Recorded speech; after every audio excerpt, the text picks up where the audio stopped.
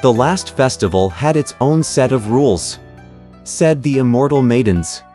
And those invited were the Buddha, the Bodhisattvas, the holy monks, and the arhats of the western heaven.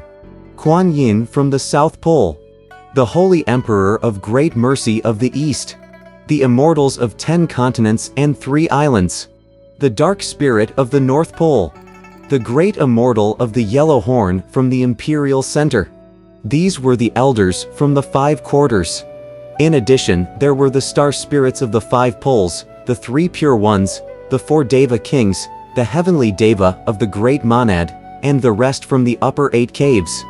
From the middle 8 caves there were the Jade Emperor, the 9 heroes, the immortals of the seas and mountains. And from the lower 8 caves, there were the Pope of Darkness and the terrestrial immortals. The gods and devas, both great and small, of every palace and mansion, will be attending this happy festival of the immortal peaches. Am I invited? Asked the great sage, laughing. We haven't heard your name mentioned, said the immortal maidens. I am the great sage, equal to heaven, said the great sage. Why shouldn't I, old monkey, be made an honored guest at the party? Well, we told you the rule for the last festival, said the immortal maidens. But we do not know what will happen this time. You are right, said the great sage. And I don't blame you. You all just stand here and let old monkey go and do a little detection to find out whether he's invited or not. Dear great sage. He made a magic sign and recited a spell, saying to the various immortal maidens, "Stay, stay, stay." This was the magic of immobilization, the effect of which was that the 7 gown immortal maidens all stood wide-eyed and transfixed beneath the peach trees. Leaping out of the garden, the great sage mounted his hallowed cloud and headed straight for the Jasper Pool. As he journeyed, he saw over there a sky full of holy mist with sparkling light, and 5 colored clouds passing ceaselessly. The cries of white cranes pierced the ninefold heaven. Purple fungi bloomed through 1,000 leaves. Right in this midst an immortal appeared, with a natural, fair face and manner distinct. His spirit glowed like a dancing rainbow. A list of no birth or death hung from his waist. His name, the great immortal of naked feet. Attending the peaches feast, he'd lengthen his age. That great immortal of naked feet ran right into the great sage who, his head bowed, was just devising a plan to deceive the real immortal. Since he wanted to go in secret to the festival, he asked, "Where is the venerable wisdom going?" The great immortal said, "On the kind invitation of the Queen Mother, I am going to the happy festival of immortal peaches. The venerable wisdom has not yet learned of what I'm about to say," said the great sage. "Because of the speed of my cloud somersault, the Jade Emperor has sent Old Monkey out to all 5 thoroughfares to invite people to go first to the Hall of Perfect Light for a rehearsal of ceremonies before attending the banquet." Being a sincere and honest man, the great immortal took the lie for the truth, though he protested. "In years past, we rehearsed right at the Jasper Pool and expressed our gratitude there. Why do we have to go to the Hall of Perfect Light for rehearsal this time before attending the banquet?" Nonetheless, he had no choice but to change the direction of his hallowed cloud and go straight to the hall. Treading the cloud, the great sage recited a spell and, with one shake of his body, changed into the form of the great immortal of naked feet. It did not take him very long before he reached the treasure chamber. He stopped his cloud and walked softly inside. There he found swirling waves of ambrosial fragrance, dense layers of holy mist, a jade terrace decked with ornaments, a chamber full of the life force, ethereal shapes of the phoenix soaring and the Argus rising, and undulant forms of gold blossoms with stems of jade. Set upon there were the screen of 9 phoenixes in twilight, the beacon mound of 8 treasures and purple mist, a table inlaid with 5-color gold, and a green jade pot of 1,000 flowers. On the tables were dragon livers and phoenix marrow, bear paws and the lips of apes. Most tempting was every one of the 100 delicacies. and most succulent the hue of every kind of fruit and food. Everything was laid out in an orderly fashion, but no deity had yet arrived for the feast. Our great sage could not make an end of staring at the scene when he suddenly felt the overpowering aroma of wine. Turning his head, he saw, in the long corridor to the right, several wine-making divine officials and grain-mashing stewards.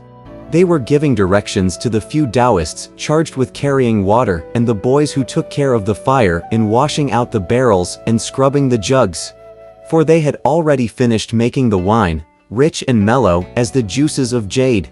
The great sage could not prevent the saliva from dripping out of the corner of his mouth, and he wanted to have a taste at once, except that the people were all standing there. He therefore resorted to magic. Plucking a few hairs, he threw them into his mouth and chewed them to pieces before spitting them out. He recited a spell and cried, "Change." They changed into many sleep-inducing insects, which landed on the people's faces. Look at them, how their hands grow weak, their heads droop, and their eyelids sink down. They dropped their activities, and all fell sound asleep.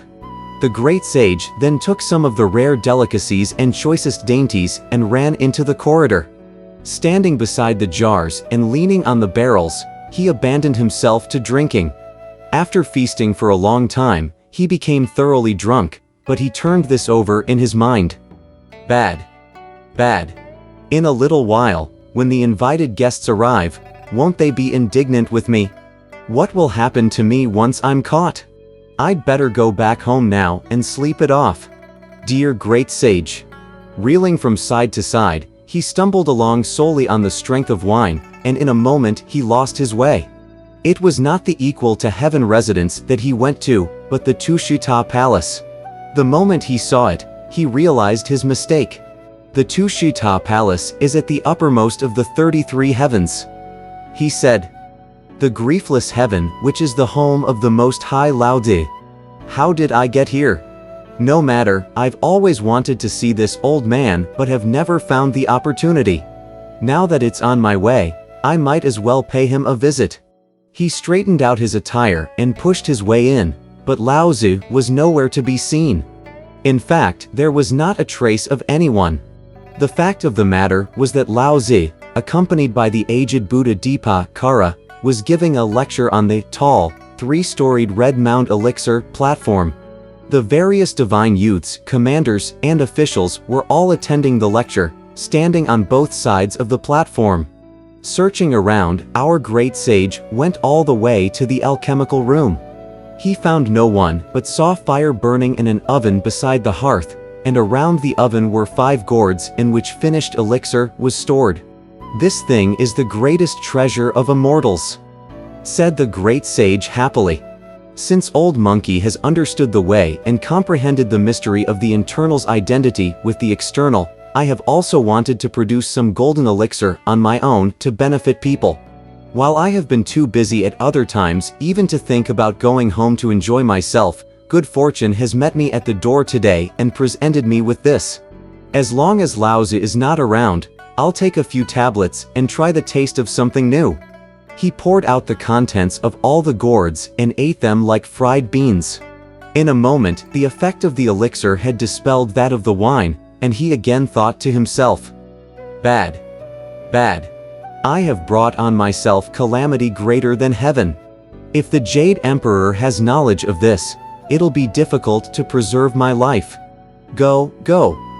Go, I'll go back to the region below to be a king." He ran out of the Tushita Palace and, avoiding the former way, left by the West Heaven Gate, making himself invisible by the magic of body concealment. Lowering the direction of his cloud, he returned to the Flower Fruit Mountain.